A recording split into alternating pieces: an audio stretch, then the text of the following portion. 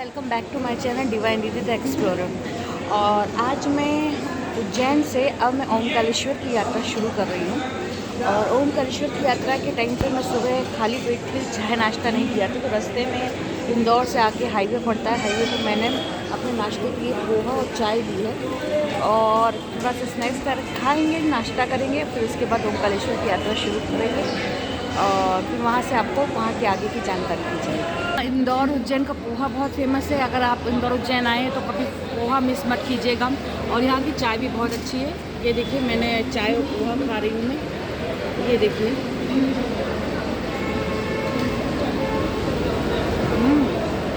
एक तो ये पोहा जो होता है,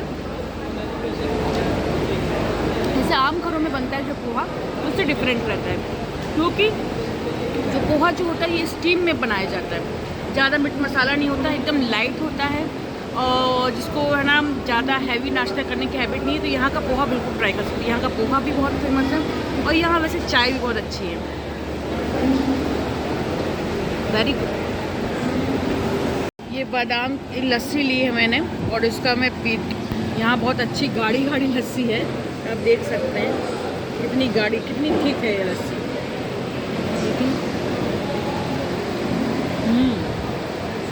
हल्की सी खट्टी है लेकिन अच्छी है।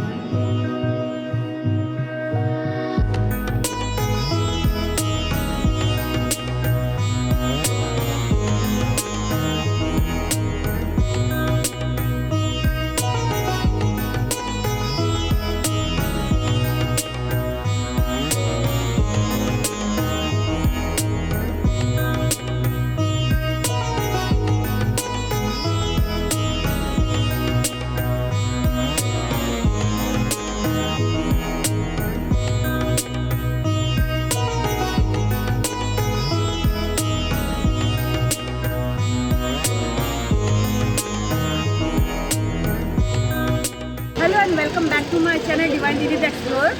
और आज हम आ गए उज्जैन से ओमकारेश्वर ज्योतिर्लिंग। ये 12 ज्योतिर्लिंग में से एक है और इसमें ओमकारेश्वर और ममलेश्वर 2 ज्योतिर्लिंग माना जाता है।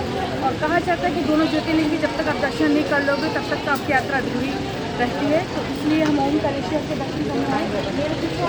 ये मंदिर है और ये नर्मदा नदी का साफ पानी है। इसमें नर्मदा और कावेरी नदी का संगम हिंदू कहा जाता है। और ये विंध्याचल पर्वत के में ओम की आकृति का बना हुआ है। कहते हैं इसकी पूरी परिक्रमा भी की जाती है नर्मदा नदी नाव के द्वारा। चलिए आप मेरे साथ में ओमकारेश्वर के दर्शन करें।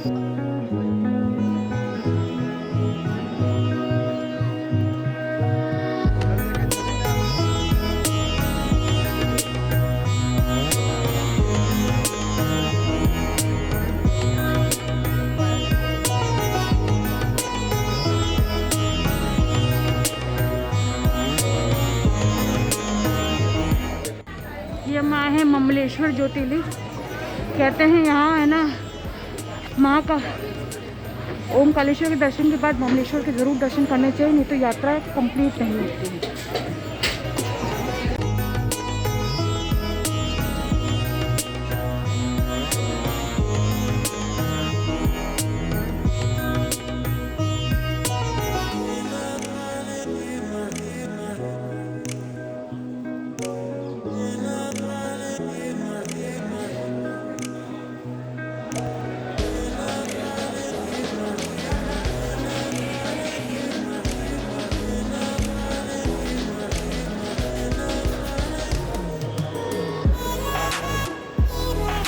जगतिकाय नागाननाशति जगविभूषिताय गौरीसुताय गणनाथ नमो नमस्ते। गंगणपतये नमः। ओम गंगणपतये नमो नमः। एकदन्ताय विद्महे वक्रतुण्डाय धीमहि तन्नो दन्ति प्रचोदयात्। भजानन भगवान की जय।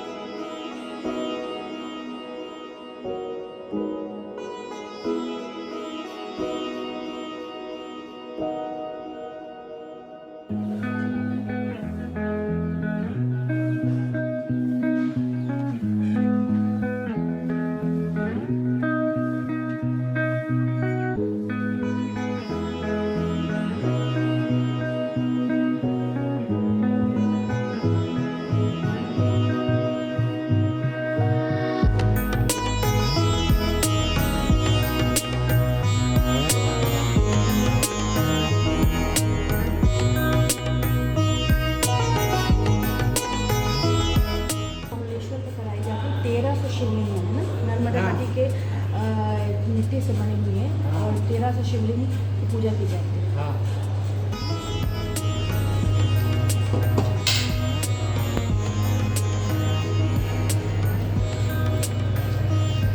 पूजन बोलते हैं इसका एक पट्टे का पूजन करने से एक लघुरुद्र यज्ञ के बराबर पुण्य मिलता है। और मन की कोई भी मनोकामना पूर्ण करने के लिए ये जन्म पूजने में कोई दोष हो, काल सर्प दोष, पितृदोष जो भी, तो उसका इससे निवारण हो जाता है। और ऐसा ही बताया गया जिस मनोकामना का चिंतन करते हुए आप पूजन करोगे वो मनोकामना इससे पूर्ण होगी। इसलिए नाम इसके चिंतामणि पार्थिव, तो मन की चिंताओं को हरण करने के लिए जो भगवान श्री राम ने रामेश्वर की जो स्थापना की थी ना वो भी पार्थिव रूप में की थी। लिंग था विधिवत करी पूजा से समान मयूर न दूजा, तो तभी से पार्थिव पूजन है। इसके बाद में ऐसा ही बताया कि पहले लोग सत्ययुग में इसके स्वर्ण के शिवलिंग बना करके पूजन करते, फिर द्वापर में रजत चांदी के शिवलिंग, और कलयुग में ऐसा विधान बताया कि मिट्टी के शिवलिंग बना करके पूजन करने से सभी मनोकामनाएं पूर्ण होती है। शिव जी का बहुत विशेष पूजन है। शिव पार्थिव रूप में पूजन करने से इसकी क्या है, पहले तो इसकी शिवलिंग बनते हैं, फिर उसके बाद में इसकी प्राण प्रतिष्ठा होती है। जिस प्रकार मंदिर में मूर्ति की स्थापना होती है, प्राण प्रतिष्ठा होती है। प्राण प्रतिष्ठा करने के बाद में फिर इसमें पंचामृत पूजन करते हैं। पंचामृत पूजन करने के बाद में नर्मदा जी के जल में विसर्जन हो जाता है। तो इससे आपको पितृदोष है, पितरों का पूजन भी हो जाता है। जो प्रतिष्ठा होती है ना उसमें पितरों की प्रतिष्ठा की, तो आपके जो पितरों हैं उनको भी यहाँ बुलाया जाता है, उनका ही पूजन होता है।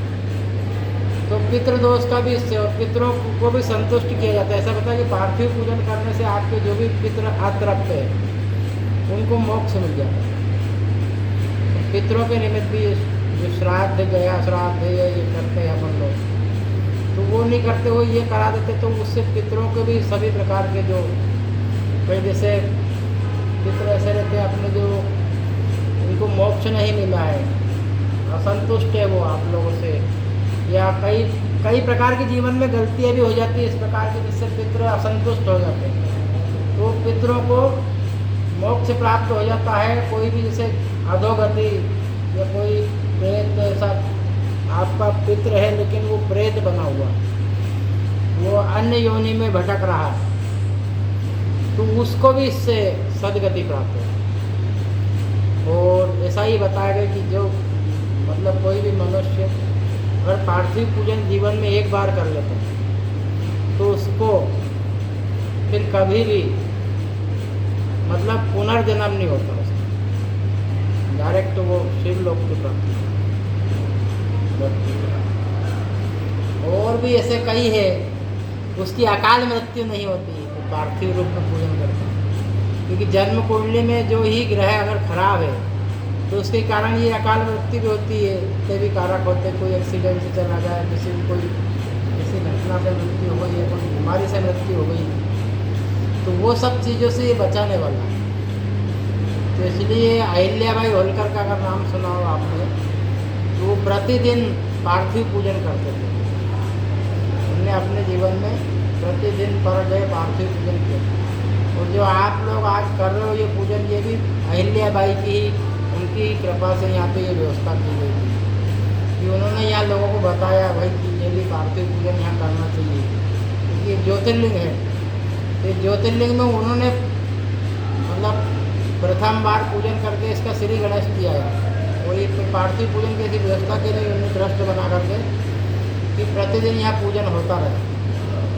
तो इसके लिए उनके नाम से आज भी एक पटिया बनता है, इसका पूजन होता है। वो मंदिर ट्रस्ट के हिसाब से व्यवस्था उनके कर रहे थे परमानेंट पर डे। तो वो ऐसा उनको इसका ऐसी कृपा मिली कि उन्होंने जीवन पर्यंत तो किया ही, लेकिन इसके बाद में ऐसी व्यवस्था भी करके गई कि हमेशा ही चलता रहा। तो करीब 300-400 वर्षों से ये पूजन यहाँ पे चल रहा है पर डे। ब्राह्मण लोग अभी पार्थिव शिवलिंग बनाते हैं, प्रतिष्ठा करते हैं, पूजन करते हैं, डेली का क्रम से चल रहा है। उसका बीच में वो ऐसा ही भी नहीं कि किसी दिन छूट गया, डेली होगा। तो इसलिए कोई यजमान ऐसा भी अगर मान लो कि हमको जैसे शिवरात्रि या कोई विशेष श्रावण मास में पर्वों में पूजन कराना चाहे तो वो भी हमारे पास संपर्क करते हैं, फिर हम लोग। और इसके लिए 2-4 ही ब्राह्मण नियुक्त है, जैसे वो पंडित जी ने मेरे को बोला, सिर्फ 2-4 से पंडित जो है वो नियुक्त है, वही कराते हैं सब कुछ। सबको ये मतलब वो सब व्यवस्था नहीं कर सकते, उसको वो नहीं करा सकते। उन्हें को ये नियुक्त किया उन्हें ट्रस्ट के द्वारा कि यही लोग पूजन करेंगे, यजमान जाएंगे। तो ऐसी व्यवस्था उन्होंने की है अहिल्याबाई होलकर ने बड़ी। और कलयुग में भगवान का, शिव का पार्थिव रूप में पूजन करने से ही जन्म कुंडली में भी कोई दोष होता है। वैसा है कोई ग्रह सभी शुभ नहीं होते, कुछ अशुभ भी होते।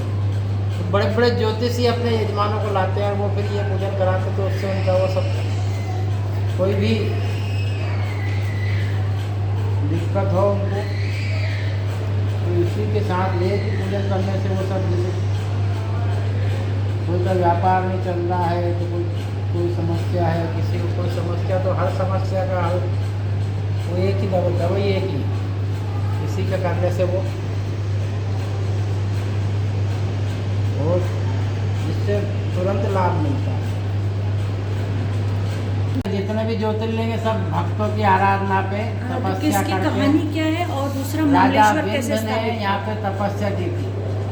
ये भगवान शिव जी को प्रसन्न करके उन्होंने वरदान मांगा। तो पहले राजा महाराज लोग धन संपत्ति तो कोई मांगते नहीं थे, उन्होंने इसी रूप में कि आप भगवान ज्योतिर्लिंग के रूप में यहाँ विराजमान हो जाए तो आपकी पूजन भजन होता रहे। इसलिए ममलेश्वर, ममर मेरे ईश्वर, राजा विंध्य के द्वारा स्थापित 12 ज्योतिर्लिंग में चतुर्थ नंबर की। तो यहाँ 2 ज्योतिर्लिंग दोनों को मिला करके एक ज्योतिर्लिंग का ही पुण्य मिलता है। वो प्रणव है, ये पूरे ओंकार विश्व में एक ही जो पूरी सृष्टि का रचना का रचना सृष्टि की यही से हुई।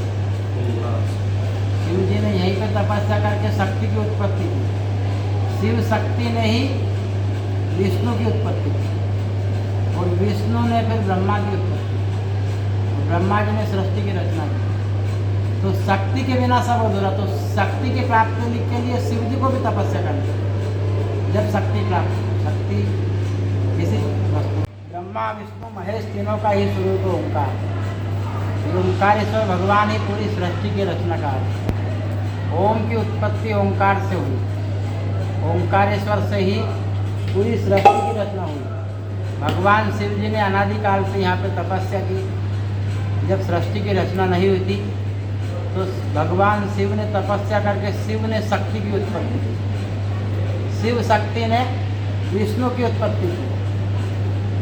फिर विष्णु भगवान ने ब्रह्मा की उत्पत्ति की। ब्रह्मा जी ने सृष्टि की रचना की और विष्णु जी को पालन करने का कार्य, और भगवान शिव जी मोक्ष को देने वाला है। तो तीनों का ही स्वरूप है ओंकार। ये पूरी सृष्टि का रचनाकार है। प्रणव लिंग, प्रणव पूरे विश्व में एक ही ओंकार जो प्रणव लिंग है। बाकी सब जितने भी तीर्थ है सब स्थापना की किसी भक्तों की आराधना पे, लेकिन जो प्रणव है ओंकार ये स्वयं उत्पन्न हो गए। इसमें ब्रह्मा और विष्णु महेश तीनों का ही स्वरूप है। सामने जो है ओंकारेश्वर भगवान वो शिवपुरी है। ये जो आप बैठे हो ये विष्णुपुरी है और सामने मार्केट में वो विष्णुपुरी है। सब तीनों पुरी ही है। विष्णुपुरी विष्णु जी की, शिवपुरी भगवान शिव की और ब्रह्मपुरी जहाँ बैठे हुए ब्रह्मा जी की। तीनों की अलग अलग पुरियाँ हैं। तो ओम का ही प्रणव रूप में ओंकार, इससे ही पूरी सृष्टि की रचना हुई। ये ओंकारेश्वर जो है वो ज्योतिर्लिंग से भी कई गुना बढ़कर है। ज्योतिर्लिंग से भी कई गुना बढ़ के बताया। ओंकार स्वयं गुरु ब्रह्मा विष्णु के स्वरूप और नर्मदा जी के तट पे है। तो नर्मदा जी का ऐसा महत्व है कि नर्मदा जी के तीर्थ पे तट पे सभी तीर्थों का निवास होता है। सर्व तीर्थेषु यत् पुण्यम सर्व यज्ञेषु यत् फलम सर्व वेदेषु यज्ञ ज्ञानम तत्सर्वम नर्मदा तटे। नर्मदा जी के तट पर ही सभी तीर्थों का निवास हुआ है। और सबका रेवा तटे तपः कुर्यात्। अगर आपको भजन पूजन करना है तो रेवा तट जाए। रेवा तटे तपः कुर्यात् मरणम जानवी तटे। अन्य समय में अगर गंगा के तट पर चले गए तो आपकी मृत्यु मतलब मोक्ष को प्राप्त होते हैं। मरणम जानवी तटे दान दध्यात् कुरुक्षेत्र प्रिया गौतमी। तो नर्मदा जी के ऐसा महत्व है कि जो नर्मदा जी ही ऐसी एक नदी है जहाँ केवल दर्शन से ही सभी प्रकार की मनोकामना पूर्ण हुई। गंगा जी के तट पर जाओगे तो आप 30 दिन स्नान करोगे तो पुण्य मिलेगा। यमुना जी के यहाँ जाओगे तो वहाँ भी 30 दिन स्नान करोगे तो पुण्य मिलेगा। लेकिन नर्मदा जी का ऐसा बताया कि वहाँ केवल आप दूर से दर्शन भी कर लोगे तो आपको कई गुना पुण्य मिल जाएगा स्नान का और उसका सब। और ये जो ममलेश्वर है ये पार्थिव रूप में ज्योतिर्लिंग के रूप में इसका ये जो पूजन कर रहे हो आप, ये शिव जी का पार्थिव है। इसका भी एक लघु रुद्र के बराबर पुण्य मिलता है। मन की कोई भी मनोकामना पूर्ण करने के लिए ये जन्म कुंडली में कोई दोष हो तो उसका भी सिंह बना। शिव पार्थिव रूप में भगवान रामेश्वर की जो स्थापना की थी वो पार्थिव रूप में हुई। भगवान श्री राम ने लिंग था पर विधिवत करी पूजा शिव समान मोहि और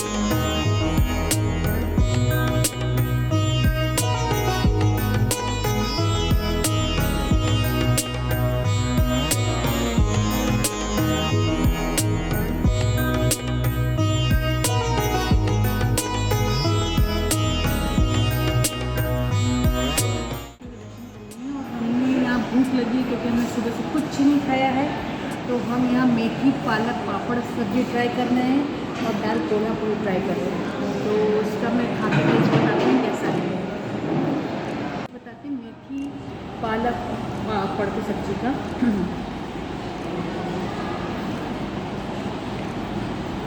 थोड़ा सा पालक की वजह से थोड़ा सा बिटरनेस है, लेकिन अच्छी बनी, बहुत बढ़िया बनी, बहुत बढ़िया।